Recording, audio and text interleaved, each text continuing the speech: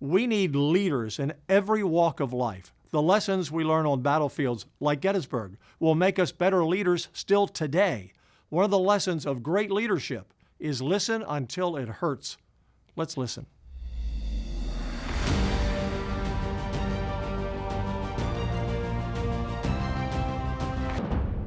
In Vietnam, we had nearly 60,000 casualties over 15 years. At Gettysburg, we had nearly 51,000 casualties in only 3 days. Steve Wiley teaches a course in leadership at Gettysburg. In the last several years, I've taken over 50 staff members and senators there for the 2.5-day course. Gettysburg's lessons in leadership are as relevant today as they were then. Steve Wiley from the Lincoln Leadership Institute at Gettysburg. Steve, thanks for joining us. You have been teaching these leadership principles for over a quarter of a century. 40,000 people have come through the programs, top Fortune 500 companies, and people like myself. I've come there several times. The lessons of Gettysburg and leadership, why does that have relevance to today? Thanks. It's a privilege to be here with you, Dan, today. The relevance today is that leadership, we have a dearth of leadership right now in the world and in America. A statistic that'll blow your mind, 70% of U.S. employees say they're not engaged. Half of them say they're actively disengaged at work. It's unbelievable. The lost productivity costs us almost $10 trillion in lost productivity. And the number one reason people say they're disengaged is they don't feel valued. The quality of my leadership, they don't make me feel valued. So it's of paramount importance, and it's really costly too right now. Yeah, and when you go back to Gettysburg, leadership was so critical. And for those who don't know all the history of Gettysburg, very short, July 1st through the 3rd, 1863, 51,000 casualties in 3 days, the bloodiest battle ever on our soil. It was all about leadership. And those lessons that Lee and General Meade and all the generals learned and all the soldiers learned, they still are relevant today. So let's talk about some of those key issues that you teach on that we can take back into whatever. We need leaders in our churches. We need leaders in the private sector, in the public sector, education, healthcare. We need leaders everywhere, Steve. We do indeed. And Dan, when the Civil War broke out, it was the tsunami of its day. It washed over this country, and no one in their wildest imagination could even think of the magnitude of a challenge it would be. And when we tried to find a leader, when Abraham Lincoln or Jefferson Davis said, find me a leader to lead this organization of 100,000 people, nobody had it on their resume. No one could say, I led 50,000 people, I'm going to apply for this job. And that vacancy, Dan, was across all sectors. In the medical arena, we had doctors that could help 10, 20, maybe 30 people in a day. 10,000 casualties in a day? That's science fiction. So what had to happen is ordinary people like Dan and John and Steve and Al had to step up and take action. And we get these pure plays in leadership, how to lead in a rapidly changing, stressful environment. And when you get to what happened in Gettysburg, as you said, my goodness, 6 million pounds of dead flesh on the field after 3 days. It was a scene of horror and desolation. It was the greatest amount of human suffering this country's ever witnessed. And to answer your question, the interesting thing is, if you come back in your mind to the night before this 3-day battle with the 51,000 casualties, and let's pretend we can do what they started doing in Desert Storm. Let's embed the media, and let's pretend we can put a satellite dish up the night before the Battle of Gettysburg, and we can say, what's going on down there? We ask this panel of experts, what's going on in Gettysburg? And if we ask that question, this is what the answer would be. These two massive organizations are creeping toward each other, almost touching, not yet. The Army of the Potomac, the Army of Northern Virginia, the North, the South, the Union, the Confederates. These two massive organizations are creeping toward each other. We look down, and it blows our mind. The bigger, stronger, better, higher tech, better resource, better equipped, better in every way organization is losing. And not just losing for a couple battles. It comes to Gettysburg 0-8-1 and on the way to the trash bin of history. The smaller, not as high tech, not as well resourced, equipped, or trained, is kicking their butt. They come to Gettysburg 8-0-1 and on the way to a national championship. And you may ask, wait a minute, bigger, stronger, higher tech, those are all the elements to success.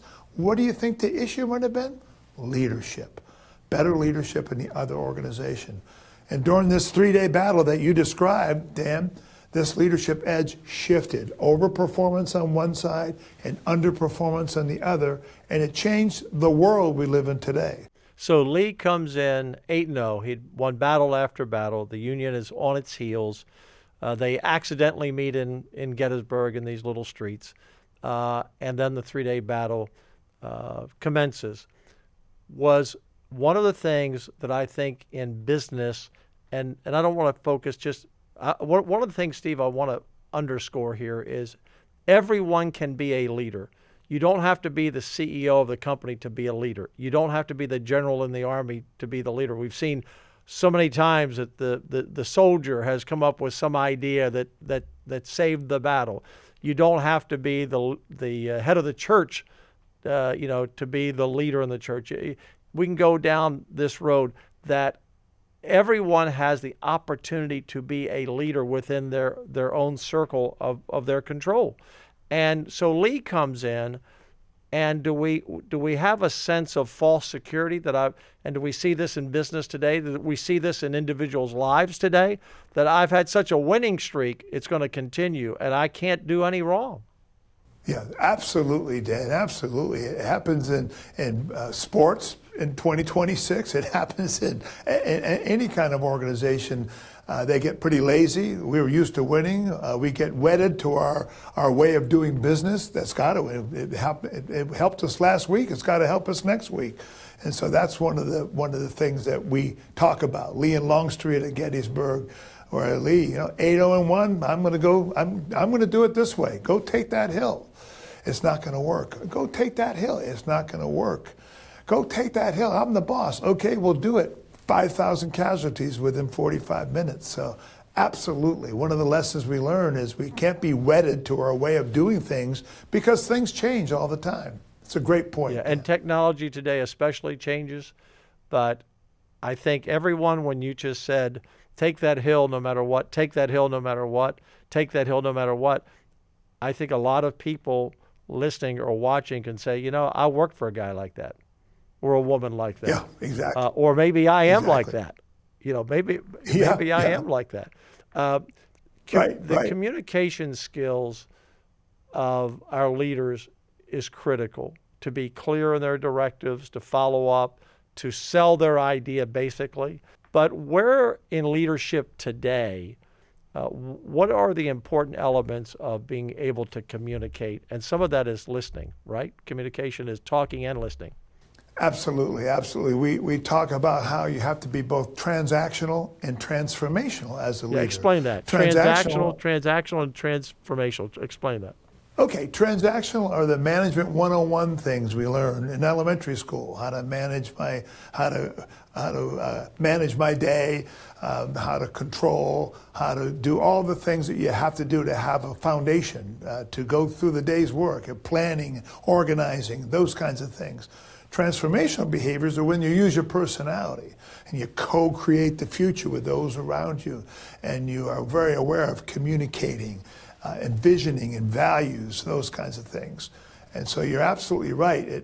You have to do more than just be a manager. You've got to be a leader. You've got to do transformational things. And how did that apply in Gettysburg?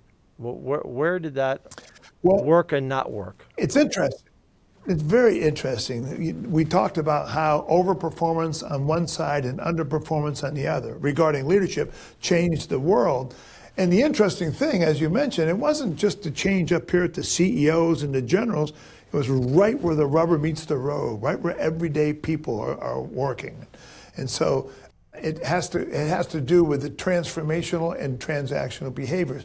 A great example of leadership was the second day of the battle, where let's go into the camp of a leader. He wasn't a career military person. A lot of folks aren't. This, as you said, it could be in any walk of life. This guy was a school teacher. His country was in trouble, so he volunteered. And he got in the interview, he's told, we're going through one heck of a rapidly changing, stressful environment. But you look like a good candidate. Here are 1,100 people to get the job done. Good luck to you. And a couple weeks later, a couple months later, his group of 1,100 people was down to less than 300 people. And he was sick. He had a fever. And his right-hand person said, boss, I know we're having a rough time right now, but in addition to all we have to do now with only 300 people, we've got to babysit some disengaged employees. They were called mutineers at the time. Yes. What should we do? And what Chamberlain did is he responded transactionally. These are the things we have to do. And he responded transformationally. He listened to their complaints. It was just an amazing example of how transformational behaviors can have someone not only come to work with a better attitude, but come to work and risk their lives. And so what happened was that group of soldiers they had quit. They were mutineers. I'm disengaged right now. Not only helped them hold that left flank, but they were the reason why it was held. And so it was an amazing example of how leadership made the difference. And that was the Battle of Little Round Top. That if he had lost, if Chamberlain loses that, the South potentially could have won that battle. And the course of history is changed. One guy. So again, let's bring it forward to today. One person in a company. Or who's leading a company, or again at the church, in the education system, in the healthcare system, leaders everywhere. We need leaders. Someone has to rally. Someone has to say we can do this. Someone has to convince others, and someone has to listen to others and say, "Hey, boss, here's what we can do." And they ended up, as you said, they were out of ammunition, and they charged down the hill. Which today I would say that would be like someone saying, look, I think we're at the end of our rope here. I don't know what to do, but here's the one thing we can do. We got to try something different to save my job, to save my company, to save whatever it may be. And so part of leadership is being willing to know when you have to take some risk, and plan that and get people to take that risk with you. Right. Remember what we said, the number one reason of disengagement in 2026 is I don't feel valued. And so what Chamberlain did, which was amazing, was he listened to them. And listening, something that we were really challenged with in 2026. Most people listen to respond instead of listening to understand. Chamberlain asked them what their gripes were, and he listened to understand. He addressed those things that they were concerned about, and they turned around and helped them hold the left flank, which changed the battle, which changed the war, which really you can say changed the world. So, Steve, I want to go back something you just said quickly, and I mentioned this in the intro. Listen until it hurts, because you were saying some people listen to respond. And, you know, in the world of politics that I live in, on either side, voters sometimes are ready to respond to whatever we say, and elected officials are ready to respond back to the voters or the people to answer. And listening is not about, one of the things I took away from, you know, the times I've been up through your leadership course with our members and my staff is listen till it hurts, because some people are so ready to respond, they're not really hearing anything. And that's such a key, that's a key element in leadership today. Listen till it hurts. Right. If you think about it, Dan, we finish people's words for them sometimes. We finish people's sentences for them. Sometimes we finish their thoughts for them. So listening until you think, I can't listen anymore, might be enough. We are horrific when it comes to listening. You know, I've been married for over 40 years to a woman with a PhD in psychology. She's a psychotherapist, and we've been married for over 45 years. And I remember, I remember one day we're in the kitchen. It was 5-6 years ago. We're in the kitchen, it's raining out, and she said, Steve, you know, you're not a very good listener. And I remember thinking to myself, you know, I've got a lot of flaws, but I'm a pretty good listener. No, you're not. Yeah, I think I am. I do so many things wrong, Judy, but I'm a good listener. No, okay, then listen to this. And she gave me a listening test. That's what you do instead of romance. We've been married over 40 years, listening tests, vocabulary quizzes. We just have a good time. But she read me this little test. She read a paragraph, no complicated sentences, no big words. She knows I'm not that bright. And she asked me 10 true-false questions. I answered them right away, and I said, okay, what's your point? And she said, I'm going to read it to you again. She could have said, I'm going to read it to you again. Stupid. It would have been appropriate. I did it again. I didn't miss one answer, and I didn't change one answer, and I found out I got a 30%. So we've done it with our groups that come through Gettysburg. 30% is the average. I found out at 1 o'clock in the morning in my kitchen when it was raining that I was not a good listener. I was just waiting to speak. And that's two very different things. So once again, we listen to respond instead of listening to understand. And the thing that you see, and people can really relate to this, they've seen it all the time. There's a reporter sitting down with the president, for example, and they have a list of 15 questions, and they're looking at that list. I don't care how many millions are being paid as a reporter. I don't care what show it is on the networks. Someone's looking at that list. They're not listening to a thing that President Trump or anyone else is saying. They just have to get to my next question. So I'm always kind of listening, and I don't have any questions here. I don't have any notes here. I'm just listening to what you have to say. I want to talk about something else that you teach through the leadership course, and that is you have to have information. You can't make decisions on what you think is happening or going to happen. And in the case of Lee, Stonewall Jackson had been killed, unfortunately, his right-hand man, before Gettysburg. And a lot of people believe if Stonewall Jackson were alive at Gettysburg, the outcome might have been different. But he sent Jeb Stuart out in the rear on that last day when he was going to go up the march a mile long to get up to break the Union forces. But he didn't know where Jeb Stuart was. He didn't have any communication back, so he couldn't see the battlefield. And so today, now look, we know on the battlefield today we have satellites in the sky and all of this, so our commanders know they can see the battlefield. But in life, in business, whether you're talking to your wife, whether you're talking to someone at church, whether you're talking to someone you work with, whether you're talking to someone, the boss, you don't necessarily have all the data and all the facts and see the battlefield of life. Right. In that instance, his IT system went down. Can you imagine in your organization, all of a sudden there's no IT at all? So yes, absolutely, that can give you dire consequences. You have to have all the information. So to be a leader, you need to be a good listener. You need to be a good communicator. You need to have all the facts, the best you can have them. And then you also need to inspire. And going back to something you've said, that 70% of the workers today in America say they're disengaged, and 50% say they're kind of maybe working against the company they're working for because they think it's a disaster, it's a mess. I'm checking out. I can't wait till it's 5 o'clock and I'm out of here. The inspiring is not always done with a bigger paycheck, although everyone wants a bigger paycheck. Money is very important to get through life, but it is feeling that you have a value, that you're worth something. And every person is. I know on my crew here, when we shoot this show, everyone on the crew is key.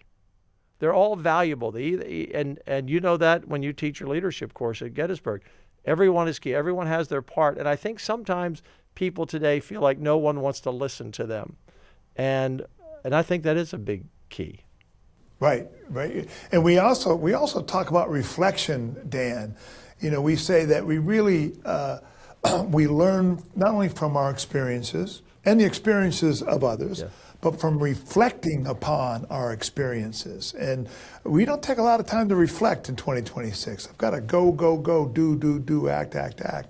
And if we don't get off that treadmill once in a while and just think about leading, following, and being part of a team, it does us a real injustice. Steve, if you had one message we have a varied listener group. They're young men and women, middle-aged, older, more mature citizens. What's the message you have about how to be a leader? whether you're in the group or whether you're leading the group? What is at the end of the day what matters most, besides making everyone feel involved and valued? That was going to be my answer. That if you just keep that statistic in mind, that trillions and trillions of dollars are in lost productivity because people don't feel valued. So how do you make them feel valued? You combine your managerial transactional behaviors with some transformational behaviors. Co-create the vision with them. Communicate and know that the most important part of communication is listening. Values, be rigid with your values. It's just the transformational behaviors are so important. We all know the transactional behaviors. We learned them early on, but you got to be convinced that this is the people business. People follow people. People get ticked off of people. People fall in love with people. It's the people business. So I think one of the main things is to understand that you want to have them feel valued. And one of the ways we can do that is to be conscious of when we communicate. When you're communicating with someone else, they're evaluating you on how you communicate with them. But the interesting thing for most people is that it's only 7% the words you're saying. It's 38% the tonality of your voice and 55% your physiology. Not when you're telling someone, look out for that truck or he's got a gun, but when you're interacting with someone, it's not only your words, it's your tonality and it's your physiology. And a lot of folks will think that's the rah-rah stuff. I like to have everyone buy into this. This is a good way, and thank you for that question. Buy into this. When you're speaking with someone, for them to have a great feeling about you, it's got to be an awareness of the words you're saying, how you're saying them, and how you look when you're saying them. And this is the way I try to convince folks in our audiences.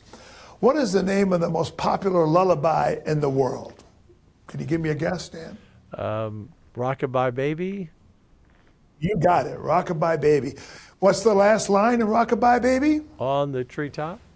The baby and the cradle are going to come smashing yes. to the ground. Baby, cradle and all. Yes. My wife used to tell me, she used to say, did you put the boys to bed? And I'd say, yeah. I sang him that song about the severely injured baby. It seemed to make him feel great, you know. How about Ring Around the Rosie? Good memories of Ring Around the Rosie?